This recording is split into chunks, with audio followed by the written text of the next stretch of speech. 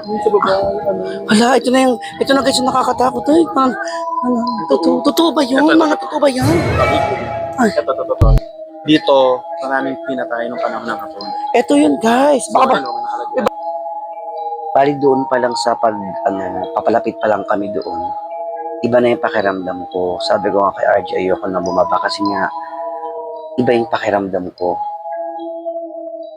Pasokin natin ngayon, yung tinatawag nilang dungeon. Ito, kaka-open lang nito. Wala kang magagawa. Baka masalip sa akin siya.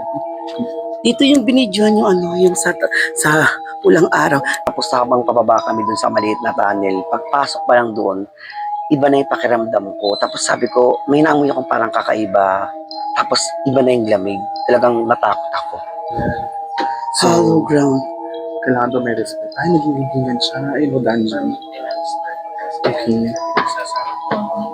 Medyo videohan mo dito. Ayan, bali, nahihirapan. Ay, natatakot ako, guys. Ay, iba yung amoy dito.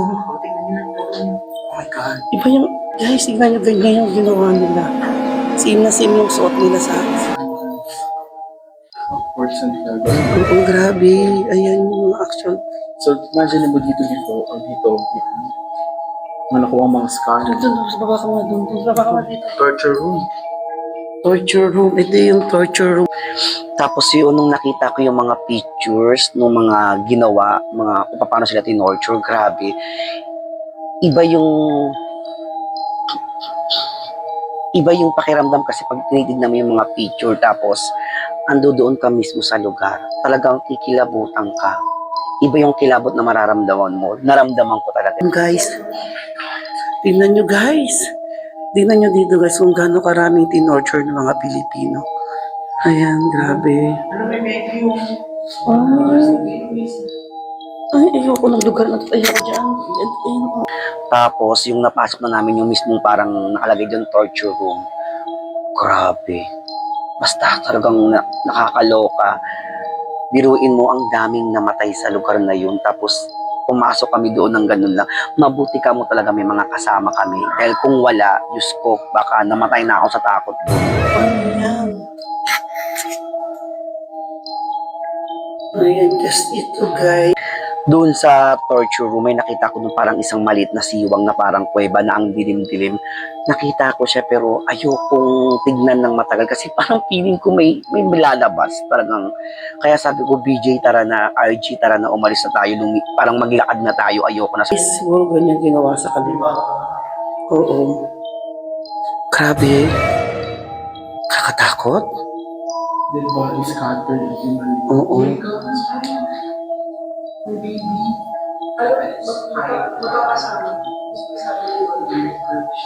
Let's go, Archie.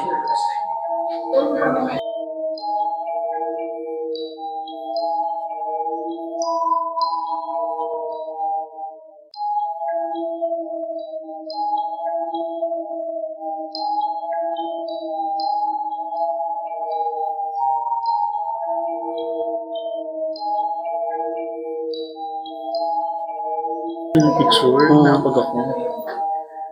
Kaya talagang tama yung ginawa ng ano. Tsaka ang ganda parang gabi ang ganda mas gabi mas maganda ano. Tsaka kulang yung, grabe yung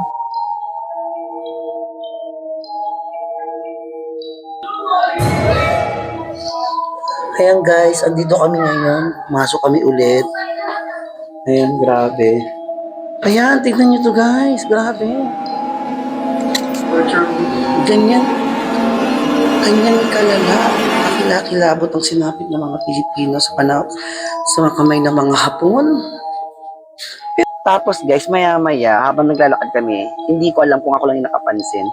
Biglang may sumilip. Hindi ko alam kung tao yun o ano, pero biglang may sumilip talaga. Hindi ko na lang siya pinansin. Pero bakit ang lamig dito, ano? Ang lamig dito, no? Pero isipin mo na lang paano ginawa tong wall na to. Wala naman tong mga bakal. No? So may daanan dito. Baka walang daanan dyan. May daanan dito. Grabe, ang dami palang ganito. So talagang ano. Pagkabas mo, bumalik ka sa ano. Ha? Nasa sipong. Ito yung itsura dati ng Manila, oh. Yung Tramunos. Tramunos. Bili mo, ganyan itsura. Ganyan itsura dati nung binomba. Grabe.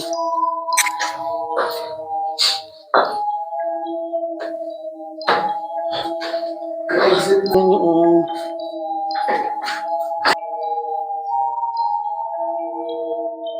May mga nakita ng mga... May mga nakita ng mga bones dito.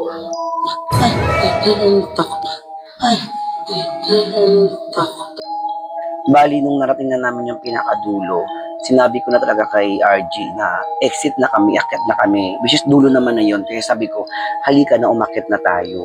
Kasi ayoko na yung pakiramdam ko. Talagang natatakot na ako. Ako. So ayan, nakakatakot talaga. Tawag ko sa picture niya. So exit na tayo, guys. O nga pala, di nga pala umaalog yung cellphone ko. Ay, grabe naman exit nila, guys. Ay, makasama-sa. Makasama-sa ito, ah. Ilalim ko. Ilalim pala. Kasi wala talaga silang nakasahan talaga sila mga... Nasaan yung ano? Hanap yung Baluarte de San Diego. Ay, ang hangin dito, guys. Sobrang hangin. Ang init doon. Ayun lang siguro yung pinakahangin nila. Then yung nakakit namin yung pinakataas, guys. Grabe na imasmasan ako. Talagang okay na ako, sabi ko. Ang lamig dun sa taas. Tapos inisip ko, dun sila sa ilalim nakakulong, wala silang ibang lalabas na nagpapasukan. Kaya talagang walang kawala yung mga kinulong na Pilipino dun. Kasi nga, wala naman silang ibang labasan.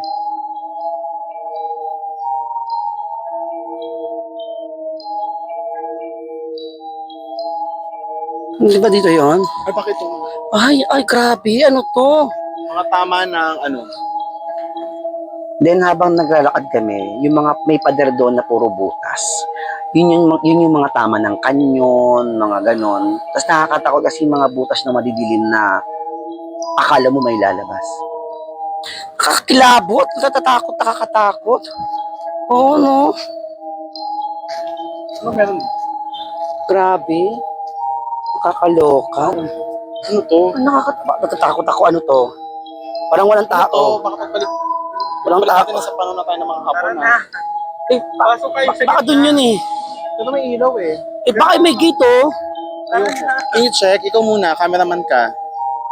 Para Okay. ka naman si Raja. So nakakatakot yung lugar.